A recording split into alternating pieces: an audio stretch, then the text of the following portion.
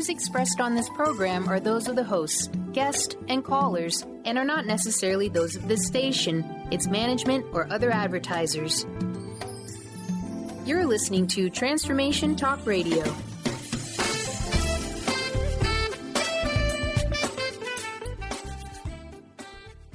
Hey, this is Jenn from Radically Distinct Radio, and I have a new text club that will send you updates when new shows go live. All you got to do is take out your phone. That's right, take out your phone, open up a text message, and this is the number you're going to text. It's 31996. And in the message, you're going to put RAD, R-A-D. Then I'm going to send you a link to the RAD chart, and then you're going to get regularly occurring messages once a week when new shows go live.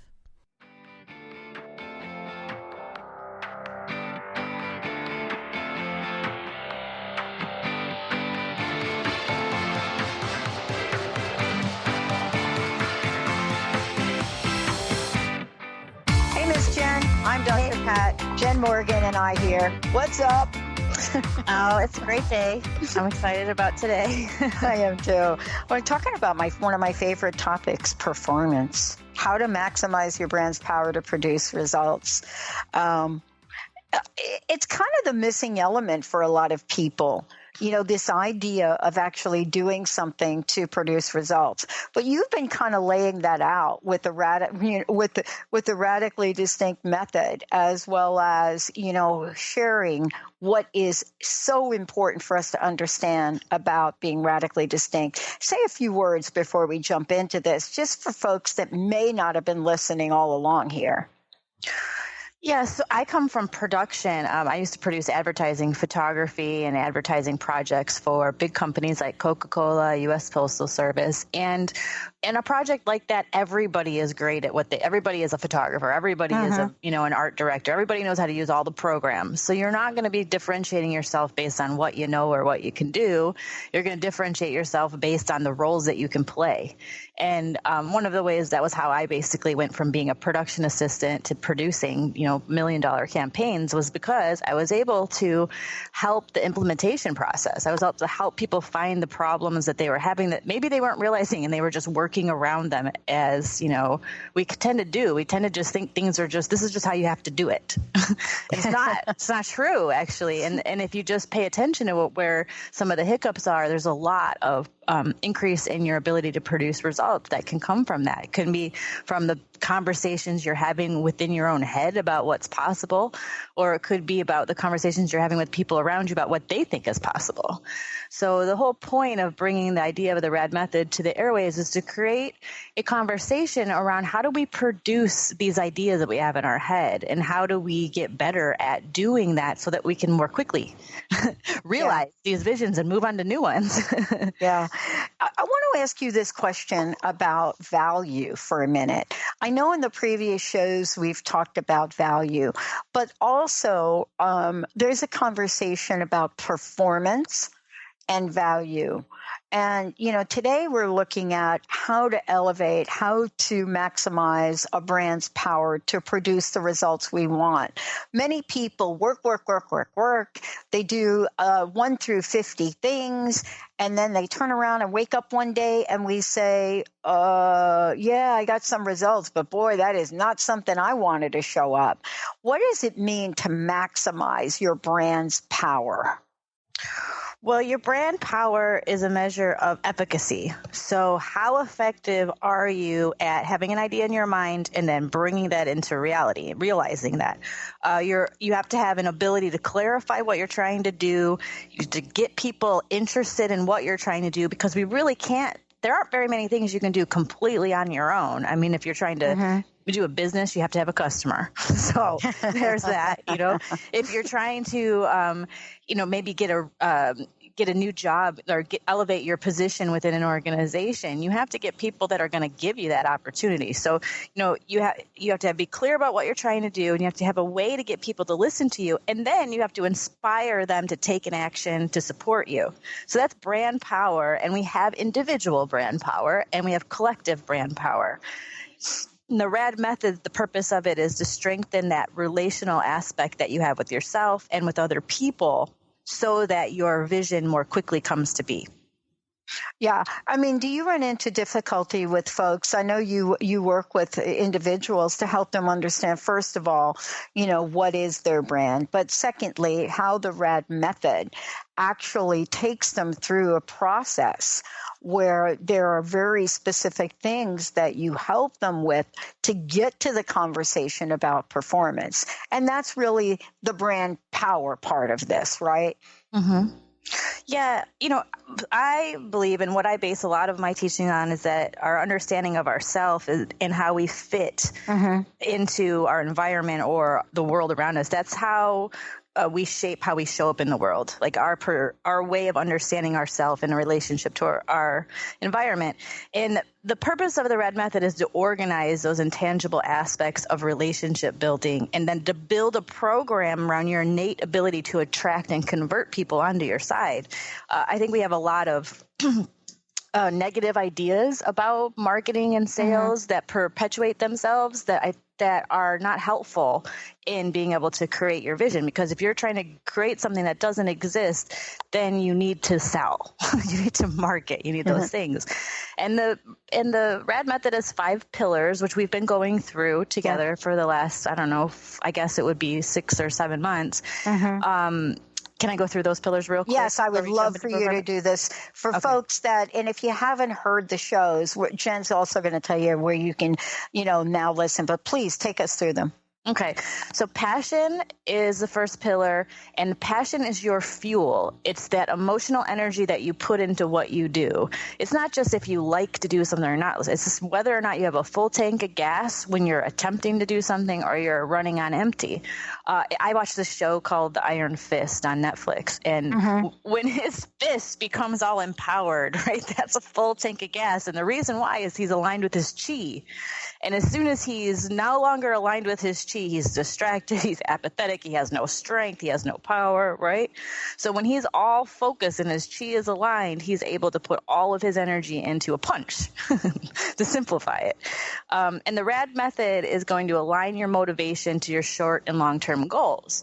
So instead of just doing these things that you think you're supposed to be doing, or burying your head in billable hours because you hate doing marketing and sales, what you need is to figure out how you can be excited about this plan that you want to implement, and that's going to make you do better at it, and it's also going to get you better results.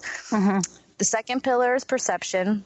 There's this, I'm sure you've seen it before, it's called Rubens vase, where there's a vase, and one way you look at it, you see a vase, and another way you look at it, you see 2 faces looking at each other. You know what I'm talking about? Yeah. And it's that shift in perception that changes what you see. Do you see a vase or do you see 2 faces? And a shift in perception affects your attitude, it shapes your strategy, and it increases or decreases your confidence to move forward. So in the RAD method, what we're trying to do is to evolve the way you think about who you are and what you're capable of in relation to the vision and the goals that you have. Because if you've never done it before, you need a new way to think about yourself so that you can believe that you can do it realistically, and have an idea as to some of the things that are going to come up so that you don't get averted before you even really get a chance to dig in. Yeah. The third one's positioning. It's how you shape other people's perception of who you are. And that's how you align yourself to other people and resources in order to bring your vision into reality. I think that people make this way too complicated, and they don't really understand how to make it something everybody can use. So the purpose of a RAD method is to simplify your positioning strategy and make it something that a 3rd grader could really understand, which is going to make it way easier for your communication teams. If you think about maybe it's just you, but if it's just you, then you're a salesperson, you're a marketing person, you're a developer of your product or of your business. You're all these different phases. Or if you're a big company of all these different groups and you want everybody to be on the same page, the positioning strategy is how you do that, and that gives that's how everybody communicates the same story, and then the public has the same perception. That's the goal of a positioning strategy. Then the third one's promotion. That's how you raise your hand and let people know who you are and what you're capable of. I think that we have a lot of shame around sales and marketing for ourselves. It's way easier to promote other people than it is to promote ourselves. Yeah. And over time, that really causes you to dim your light. You really do start to think that you're not worthy when you start to not understand and let people know who you are and what you're at, because they're no longer recognizing you. So recognition's an inside job. You got to recognize yourself and the value that you have, and then you got to get yourself out there, which is to get yourself out of your comfort zone. And what I do with the RAD method is to invent a way of promoting you or your company or your team that's your own style, and it's an easy extension of who you are, because you're still alive today, which means that you have somehow effectively got your, politicked your way into existence today. So there is some sort of promotion that you're doing or have done in the past to still be, able to operate in this world around us. So I start from that perception, and I look for ways in which you could naturally self-promote. And usually people just don't have an idea of how to do that well, and so then they don't. And then eventually you start to have these ideas that you can't do it. And then the fifth one, which is today, is performance, is really answering of the question, how did you do? Your brand strategy is a forecast for this is how we're going to go about achieving a vision. And then a strategic plan are the actions that you're going to take on a daily, monthly, weekly basis. Your performance is an evaluation of how you do. And I know, myself included, if I don't have a process for how I evaluate, I distort. That creates this distortion. And then I continue to move on in the world with this distortion. And then I start a new project before I actually figure out how to adjust the one that, and this is what we all do this, unless we have some sort of way, some methodical way to evaluate. And so what I do is I create a perfect pitch metrics programs, like your ideal. This is what ideally all the actions that I would take, and this is how I'm going to track my actions. And then after we see what you do, we get a baseline of your results. Let's say after a quarter, we start to create a performance strategy. And a performance strategy is going to keep you engaged in this program, and it's also going to continue to help you evolve your skill set so that you can achieve the program and get better at it as you continue to work it. Yeah. What I love about it is there are folks that may be listening and thinking, okay, I've heard that word performance. And the most important thing, I think, is to think about when we set personal goals for ourselves. At some level, if we set a personal goal for ourselves and we decide we're going to become master chefs, we have to go through a process of what that looks like, especially the way you just described, the RAD method. At some point, you've got to have a check to see, wait a minute, I said I was going to do this. Where am I? And that's what I hear you saying. There's got to be a way to take a look and say, wow, I'm really doing well over here, but may have to make a correction in another place. And isn't that part of this particular phase of what you're talking about today for people, so that they don't keep going down a pathway, continuing to do things that just aren't working? Yeah, because there could be a simple little adjustment to the languaging you're using or the approach that you're taking. But the only way to really know that is to break down the elements of what you're doing and find areas where you can track. Like, what can you track about this? And we're going to talk a little bit deeper when we go into, I'll give specific examples. But if you're looking at, okay, I'm a salesperson and I only track sales, right? Like, I only track how many sales I have. Well, then how do we know what your conversion rate is? We need to know how many meetings that you have in order to figure out how, of those meetings, how many people decide to become clients with you. But even there's more than that. How do you get somebody into a meeting? Is there a more effective way to get somebody into a meeting? Are you better at internet, or are you better at meeting people in person? There's all these different little tweaks that help you figure out, okay, I can focus on this, and then these other things are going to fall into place. Because you know what? I'm already good. If I get somebody in a meeting with me, then I'm pretty good at getting them to become a client. Let's focus on getting more meetings. Exactly. And that's like a simple way of looking at it. But when we start to look at much more complicated marketing at things, like we've got LinkedIn, we've got Twitter, we've got Facebook, we've got all of these things. And then we have our actual what pays the bills, and we have all this work we have to get done. So how do we find a way to balance and harmonize our life so that we are marketing and selling ourselves along the way of doing our work, and it's not this separate thing that we only do when things get really bad. I love it. Radically Distinct Radio with Jenn Morgan here with me. I'm Dr. Pat. We're talking about performance, how to maximize your brand's power to produce results. Hey, before we go ahead and jump into how do we say and do the right things, would you let folks know how they can find out more about you? But you also have a couple things, too, that they can get involved with.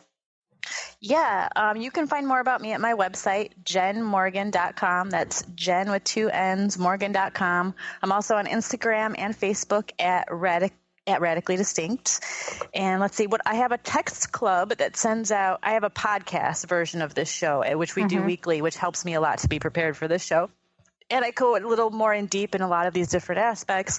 And if you'd like to find out about that, you can find us, Radically Distinct Radio, on iTunes, SoundCloud, any of the major podcast apps, or you can opt into my text club, which you do by texting the number 31996, and then you want to, in the message part, put RAD, R-A-D, and that's going to put you on a text club, and every time I have a new show go live, you'll get a notice.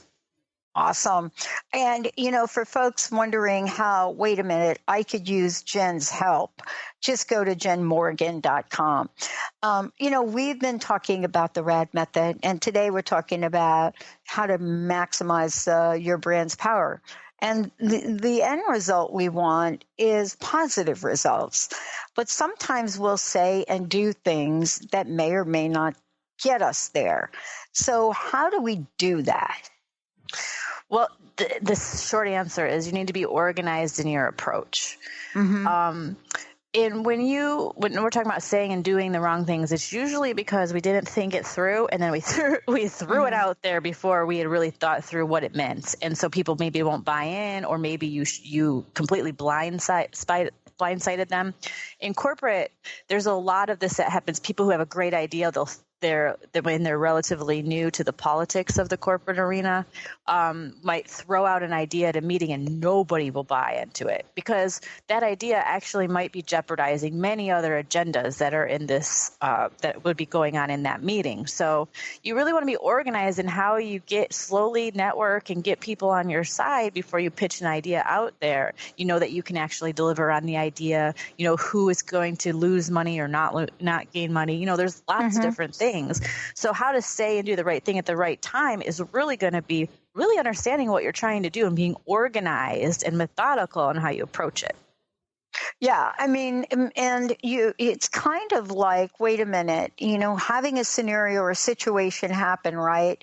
And you turn around and then you start to scratch your head and say, okay, Jenn, I don't even know how that happened. So tell us what some of the elements are of this effective plan. Tell us, some of the things that folks can be mindful of as they're thinking about this.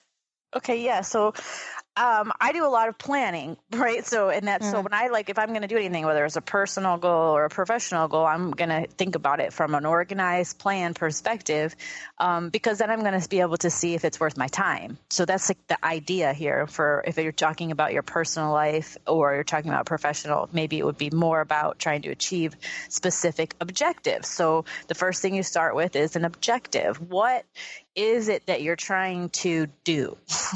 A big picture objective. So, for example, let me go through the elements and I'll tell you an example.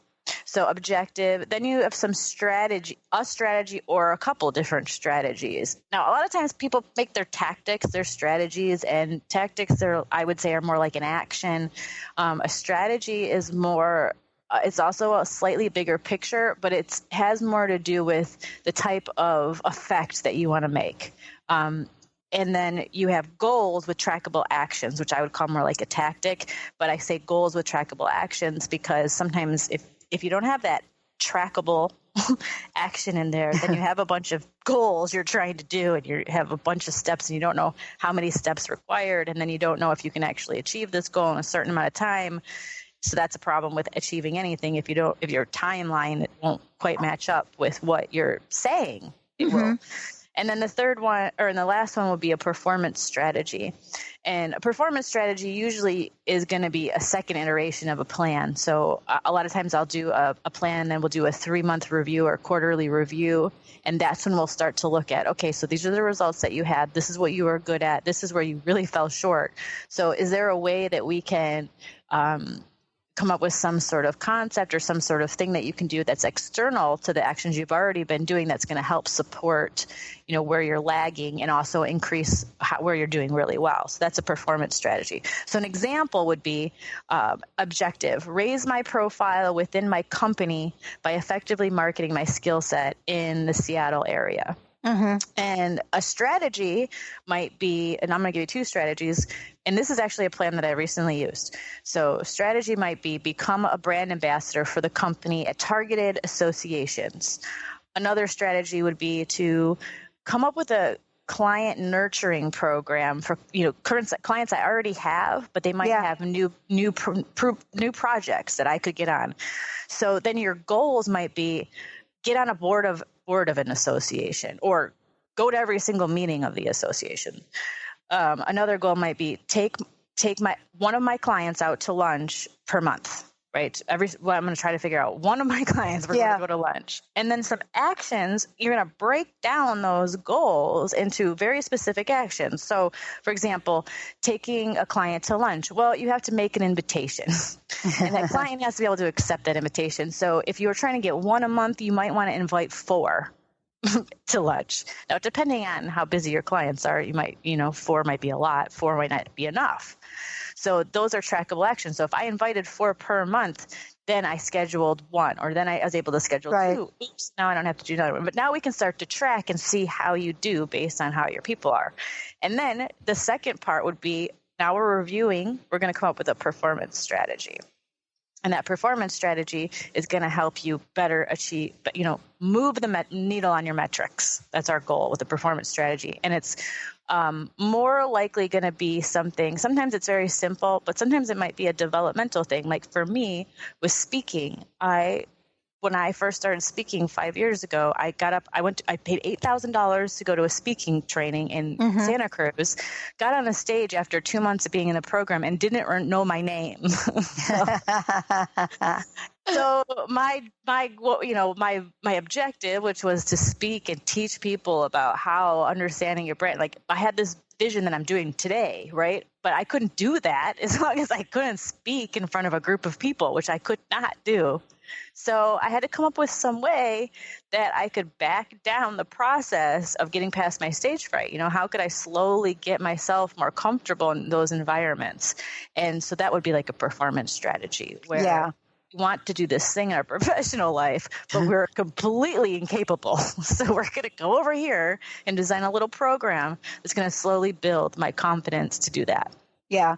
And, part of this is really looking at doing something that's going to build your confidence and not demoralize you. There are some things that folks have done. I mean, it reminds me of the old, let me throw you in the deep end of the pool and let's see if you swim.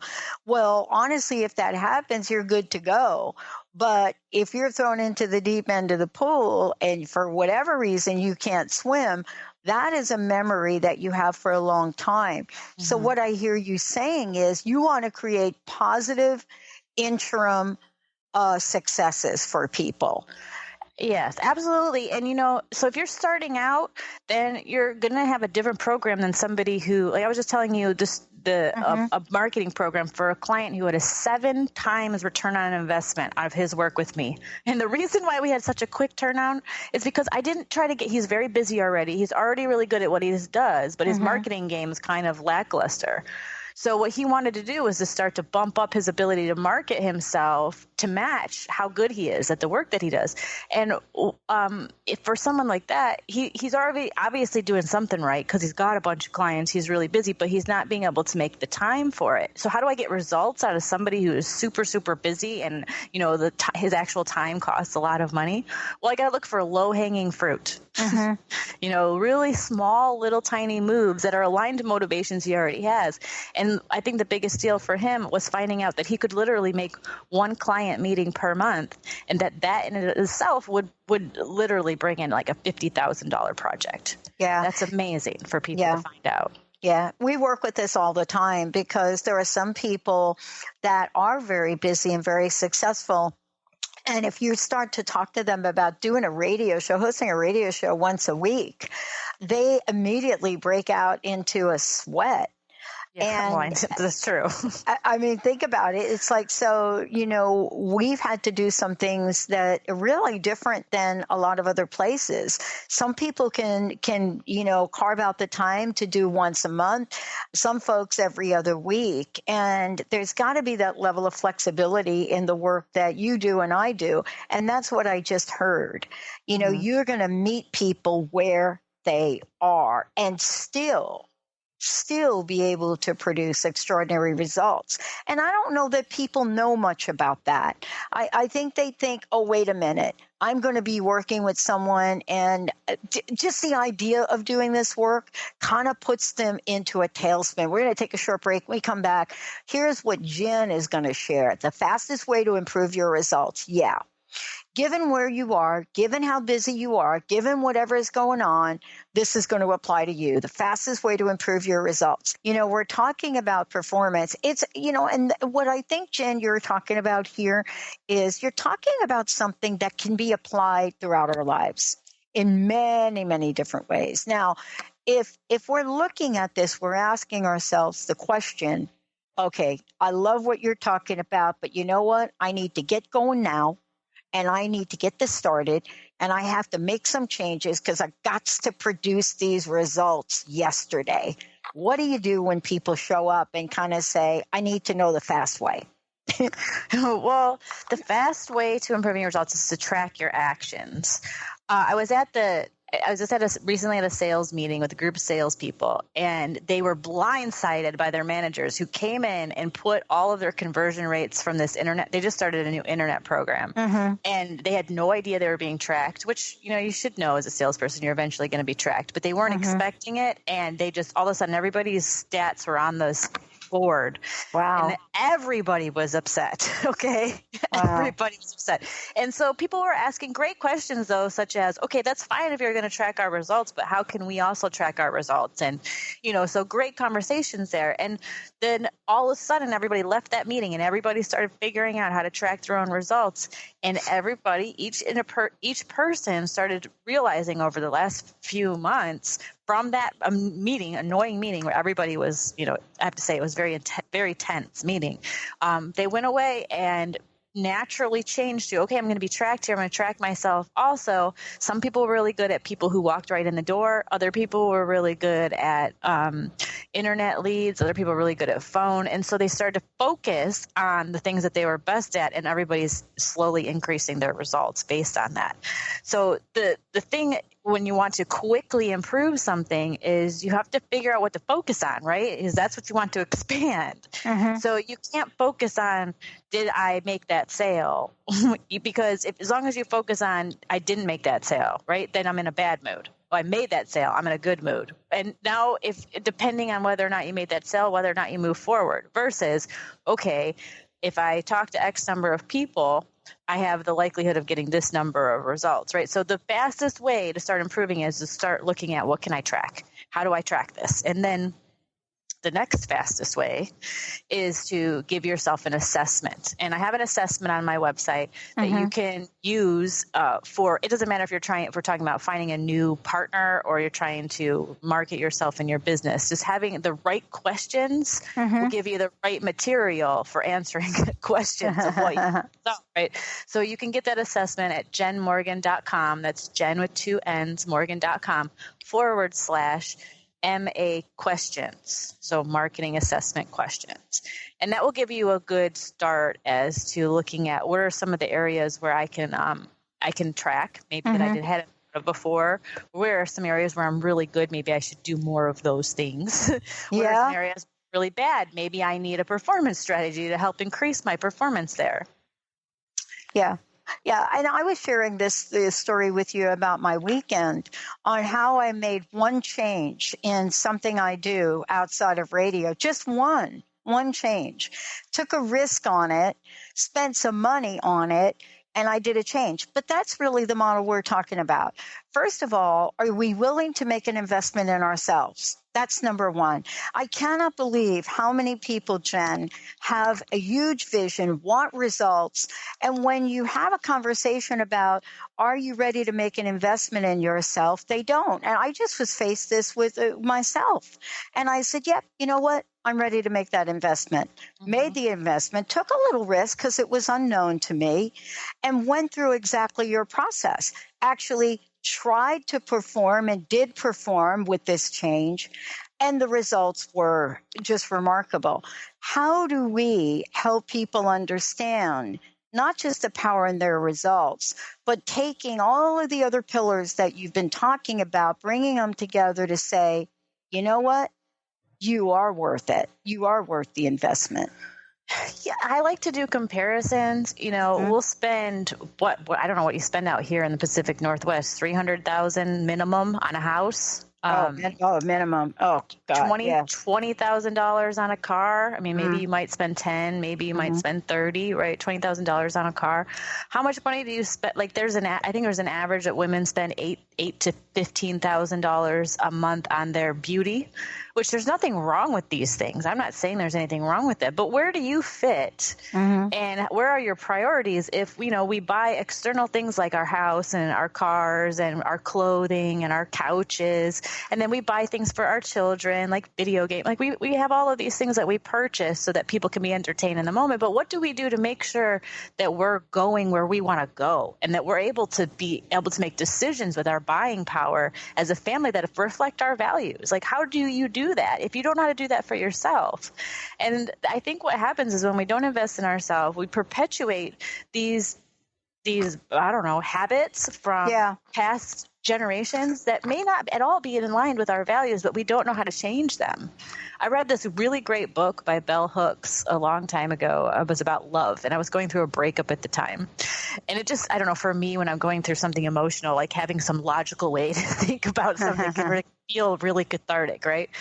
So she just talks about how, during the 60s, there was this huge change in the way we thought about women's rights and, different powers that we were starting to have. But then people still got married and they still went home and they created families, right? And then what happened was they didn't have anything to look, any model for how do we have a relationship that's not a woman working and taking care of all of the household things. Right. And that was not, we can say that, if he was a better guy, he would do half and half, but it took us time. Like, now we have people and couples who are doing that much more. But back when it was like happening with like my parents' generation, they had a harder time. And that's why I think we had a lot of high divorce rates. So I'm kind of going all over the place. But the idea is like when you have to have a perspective on whether or not your worth is, whether or not, what is the life you're going to live? Is it going to be the life that just comes at you and you react to those sorts of things? Or are you going to proactively design the future you want to have?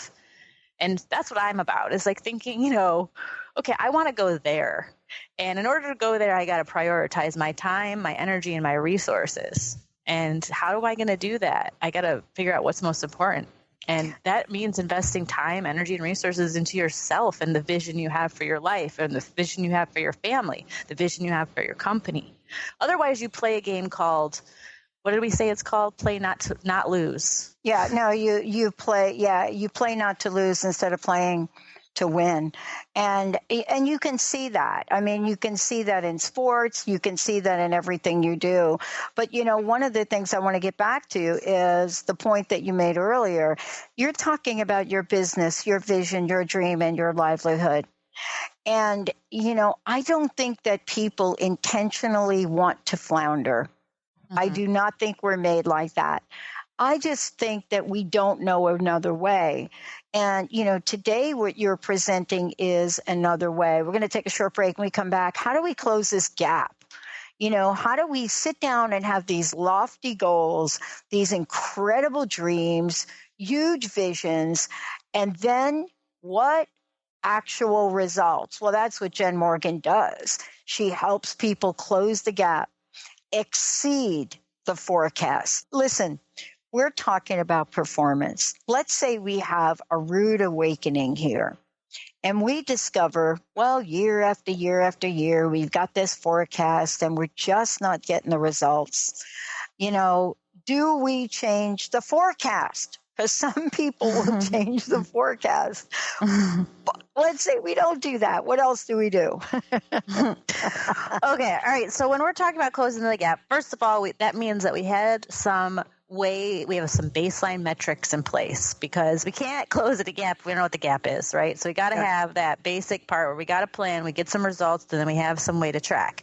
Then what we're trying to do we're going to create a performance strategy, and that performance strategy is going to touch on 3 different areas, because in sales and marketing, there really are, I'm sure maybe somebody would argue with me, but I think there are 3 skills to master as a marketing or / salesperson. That's conversion, consistency, and confidence.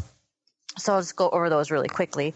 Conversion is just exactly how it sounds. You meet somebody and they either become a client, they become a date, they become somebody interested in what it is that you're wanting to talk to them about, right? Your ability to convert them over onto your side.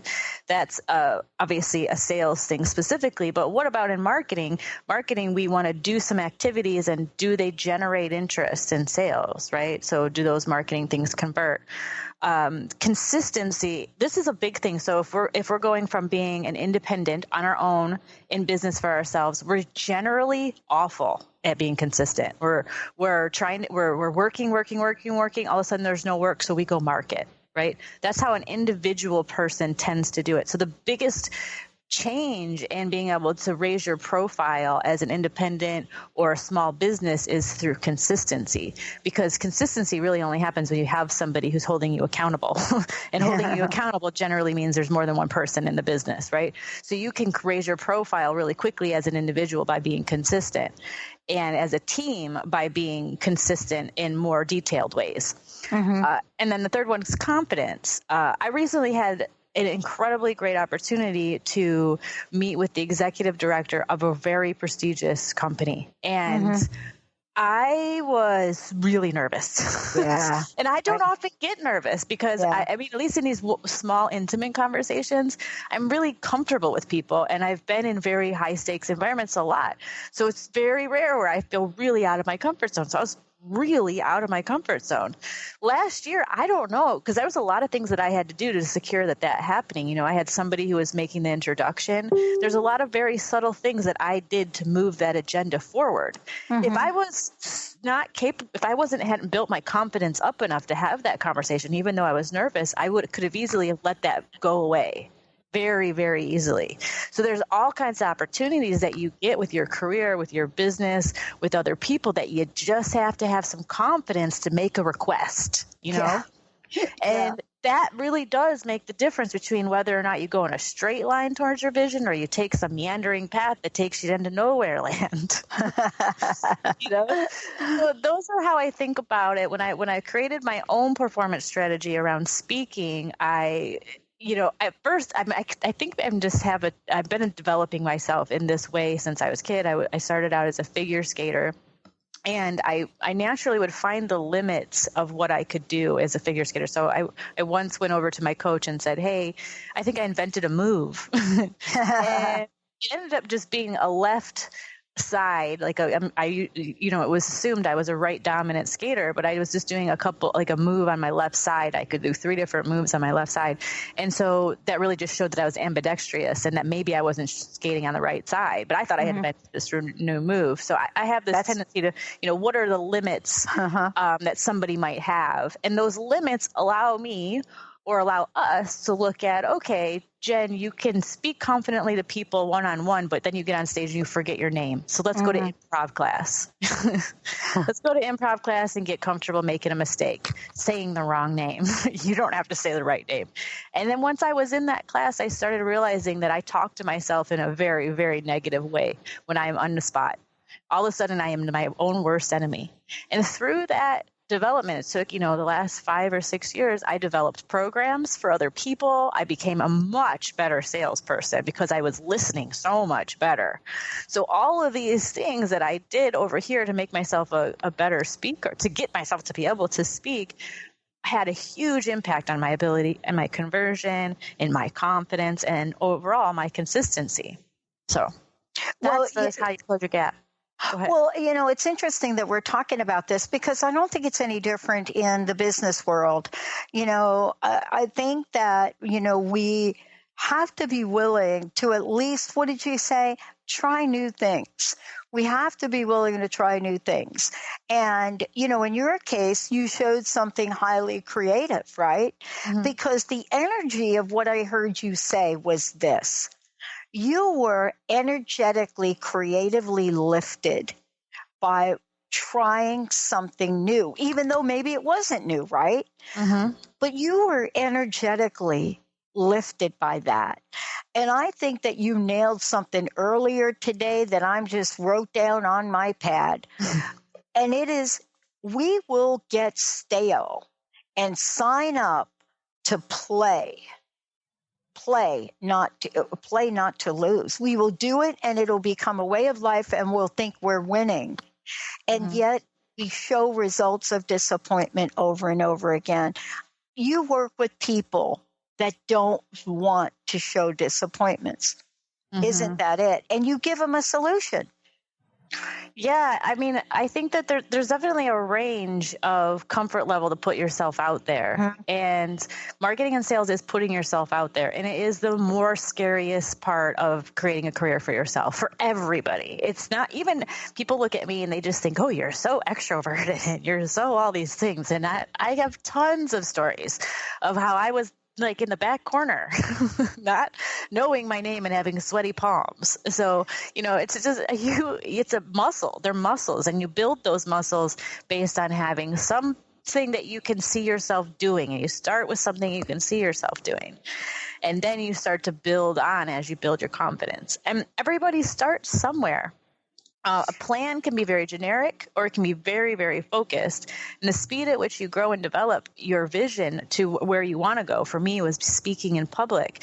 It depends on how you adjust your efforts. Mm-hmm. In a lot of ways, my trajectory has been fast, but it didn't feel fast. It felt painstakingly slow. But if I look at what I've achieved since the moment I couldn't speak on stage till this moment right now where I'm talking on the radio, and even just getting to the process of being able to speak regularly on the radio, I had to work out. It's not that night, And I think that oftentimes we're not listening to the right things, and we're not making adjustments that support success. We're making adjustments that protect us from disappointment or protect us from being embarrassed.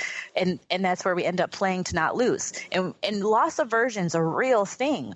In stocks, they study all the time that people would rather hold on to their stocks than to make a move that might be more, financially beneficial.